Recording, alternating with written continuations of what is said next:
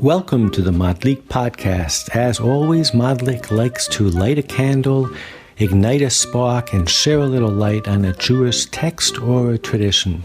Today, I will have the wonderful distinction and privilege of interviewing for the first time on Madlik, the first interview ever, my good friend and lifelong study partner, Chavruta, and soul brother, Michael Posnick. Michael served as the director of the Department of Dance and Theater at Manhattanville College from 94 to 2020. Michael has directed nearly 100 theatrical and musical productions at venues which include the Manhattan Theater Club, Yale Rep, the 92nd Street Y, and the New York Philharmonic Orchestra at Lincoln Center. He served as the dramaturge with Palabalis Dance Theater, or a dance called davening, which might one day be a subject of a Madlik podcast, and which also premiered at the Kennedy Center in Washington, D.C., and the Joyce Theater. He is co-editor of 9 contemporary Jewish plays. He holds an MFA from Yale Drama School and an MS in Education from Yeshiva University.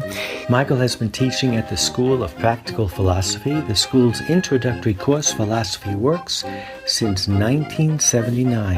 At the school, he has lectured on forgiveness, philosophy and Judaism, and philosophy and death. And he is a very dear friend.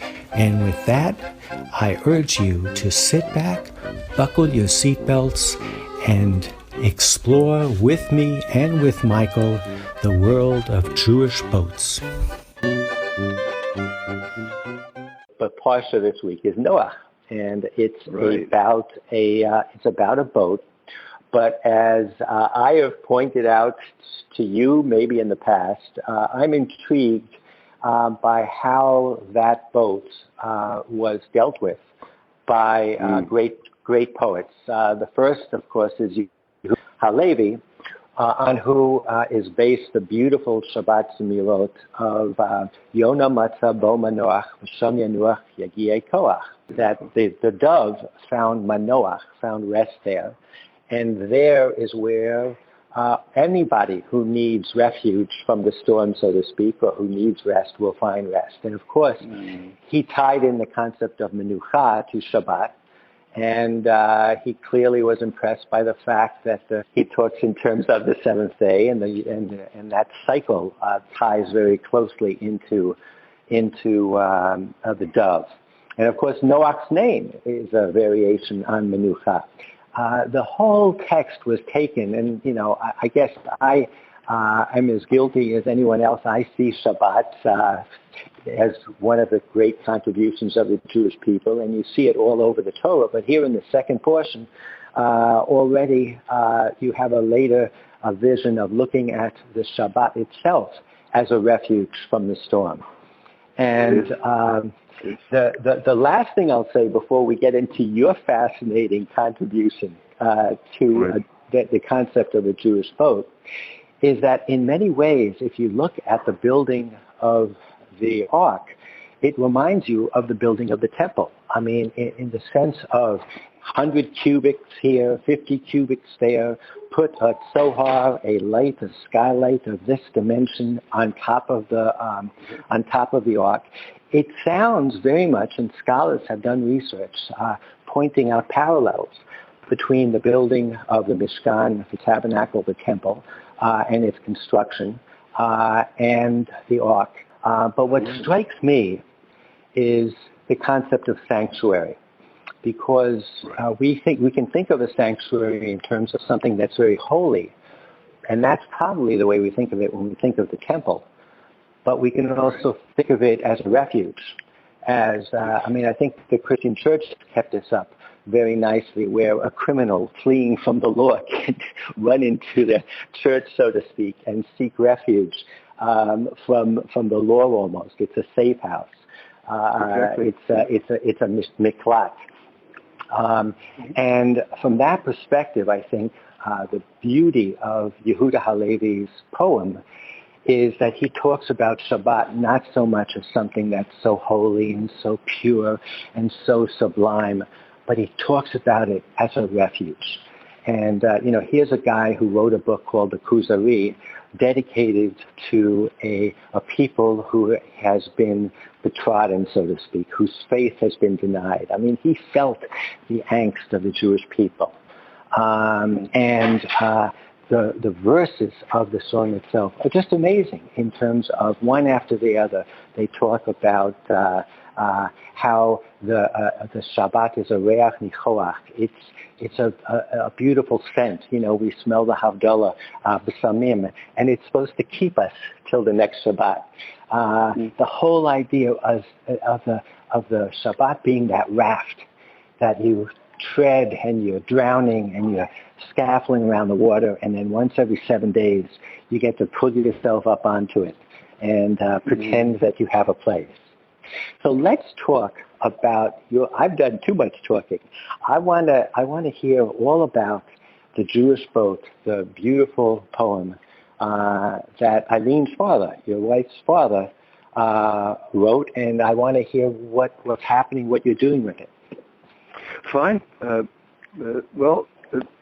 He and his family escaped from the Ukraine, from the pogroms. His name at that time was Oscar U. Pinis, Pinis, and or Usher Pinis.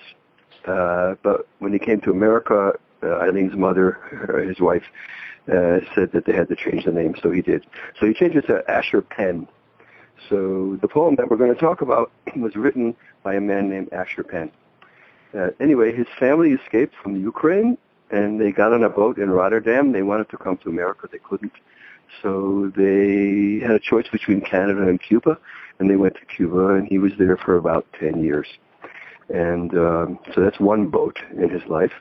And then he took another boat from Cuba to come to America in the mid-30s.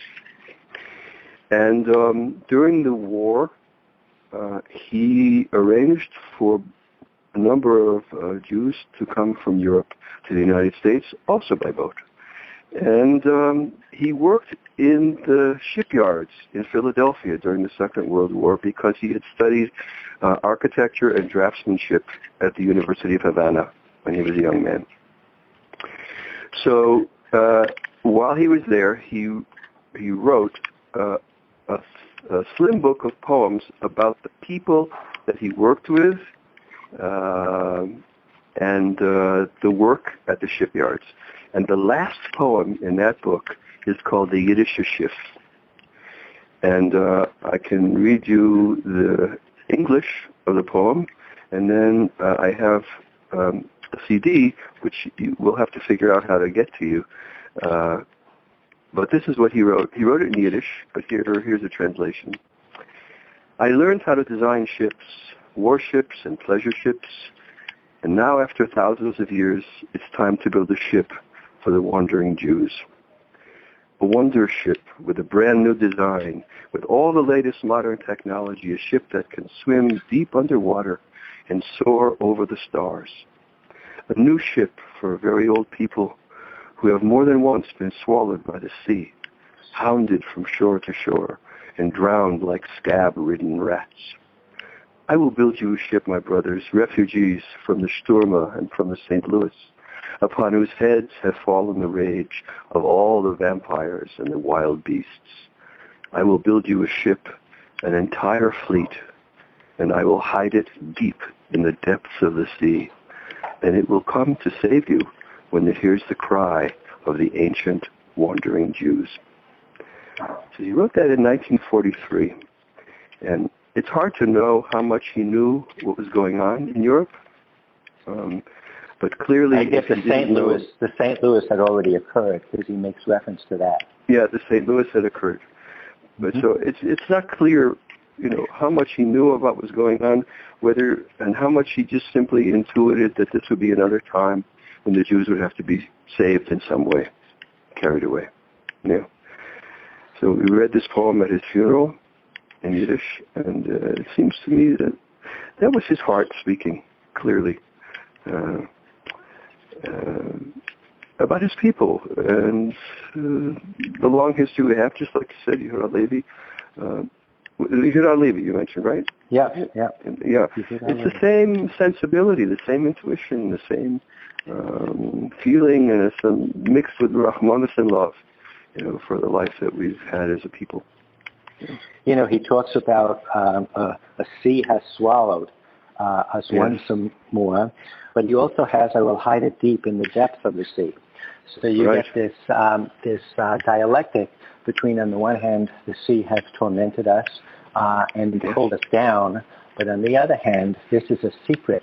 I think he uses the word, I have the Yiddish, he uses the word tief for tief auf dem Abgrund. And tief can mean deep, but in the physical sense, but it can also mean deep in the intellectual, in the profound sense. And or this kind of hidden life raft, something that could be overlooked. But it is amazing to me if you think about the model for the refugee in Judaism, at least. The ship doesn't enter into it that much. I mean, we talk about the sukkah as something that's temporary, a tent that moves with us. But, it seems like we always focus on the wanderings of the Jews in the desert as kind of a motif or a prototype for what turned out to be the wanderings of this people for thousands of years. I mean, we've been refugees, we've been outcasts longer than we've been keepers or belongers, if you will. And the ship is different than the tent, because the ship is a disruptive move. It's a cataclysmic change.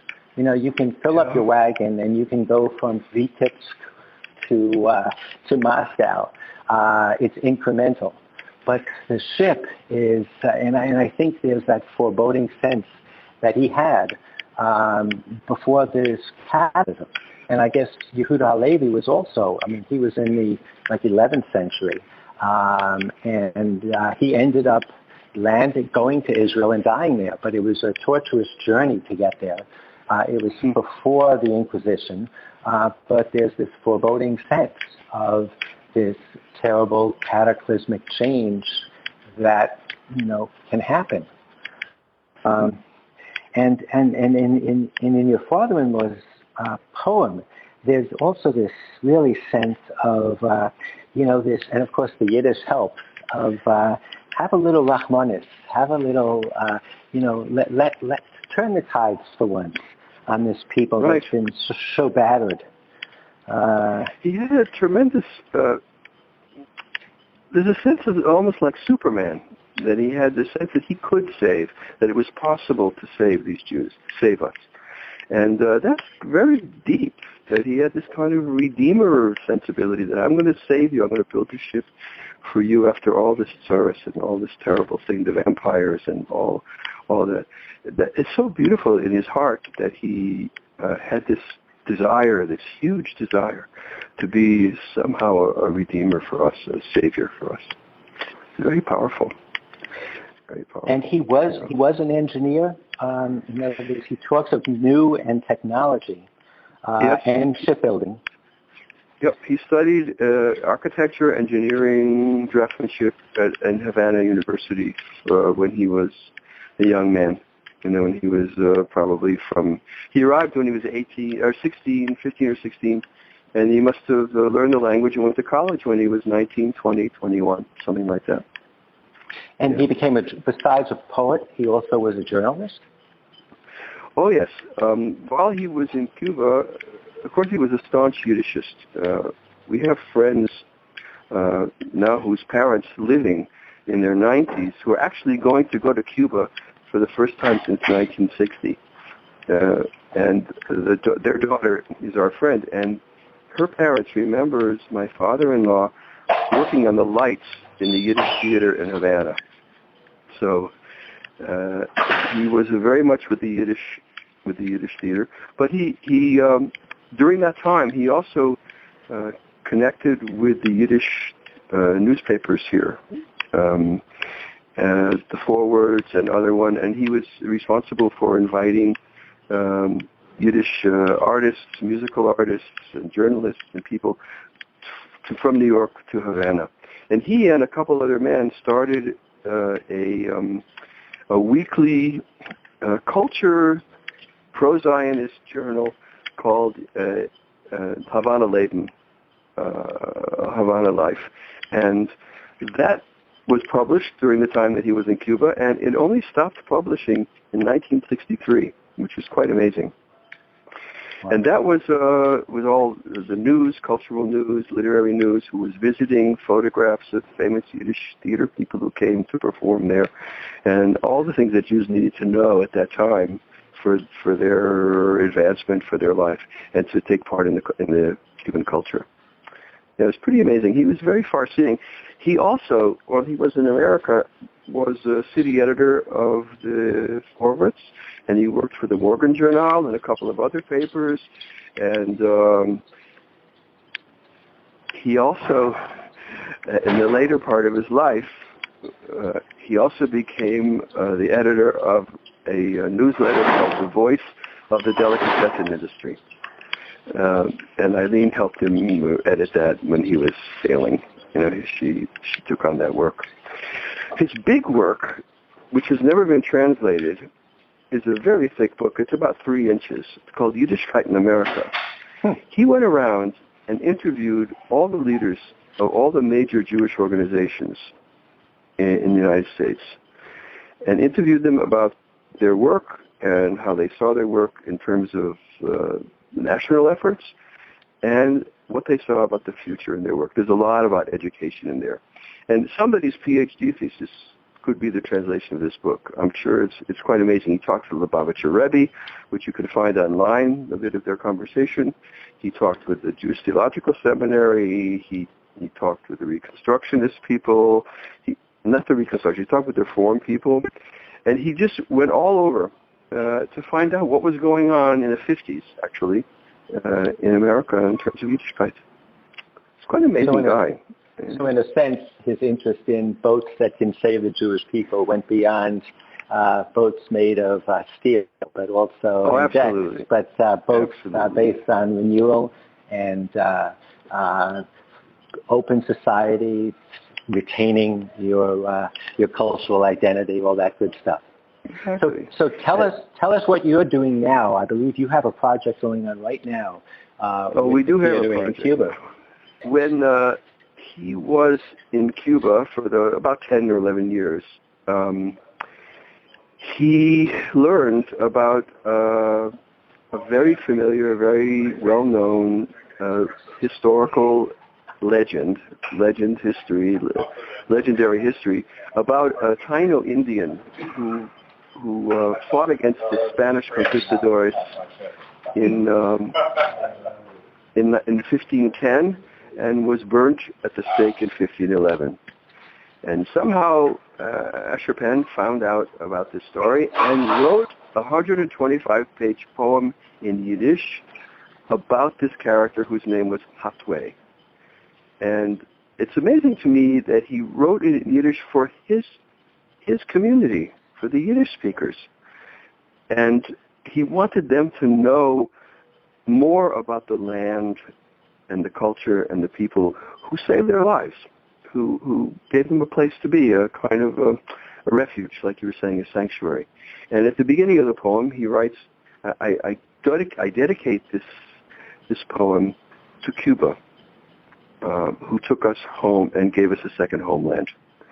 And also to Hatwe, who was a hero, a first national Cuban hero, who fought against oppression, and the same kind of oppression that his family ran away from in the Ukraine.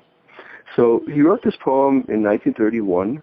It was translated into Spanish in 1935, and there was tremendous newspaper articles and literary societies made a great hullabaloo, a great reception for this Jewish poet who wrote a Cuban story.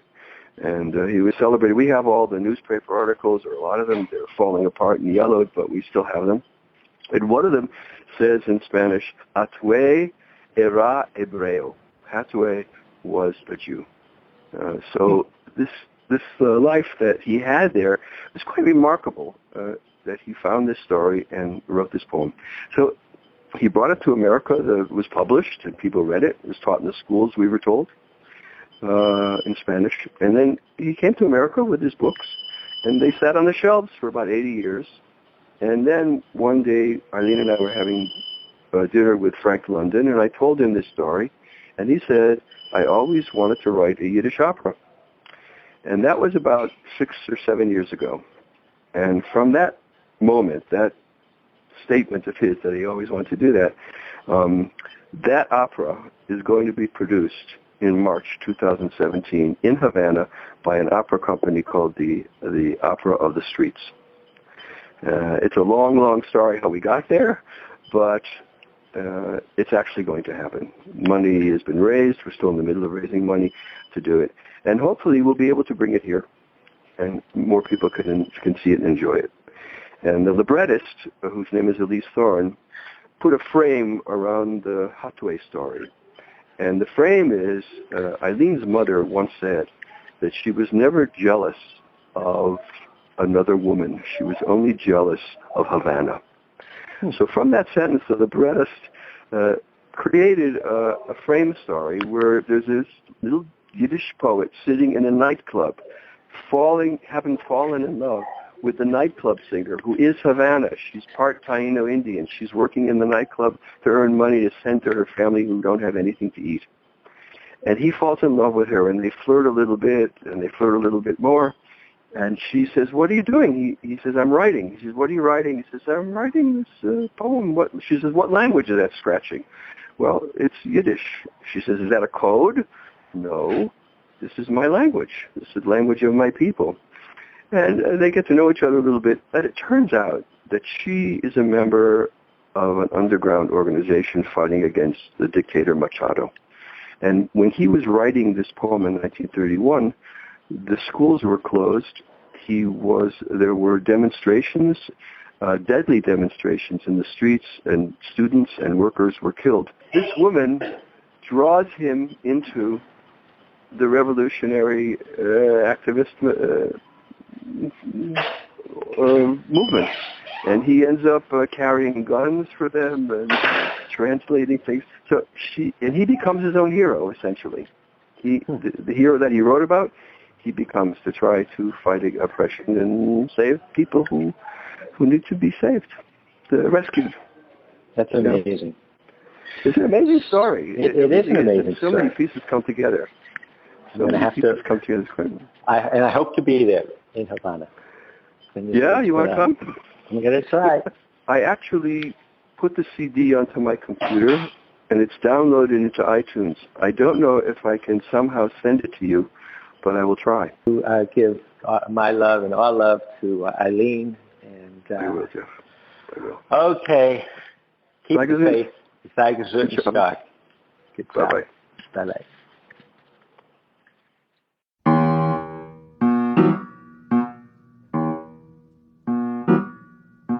Ich hab gelernt, sich Schiffen zu zeichnen,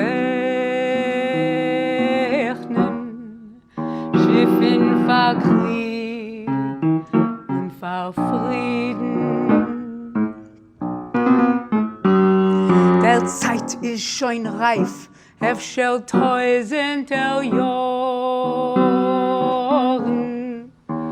zu bauen ein Schiff verwogelte Jiden.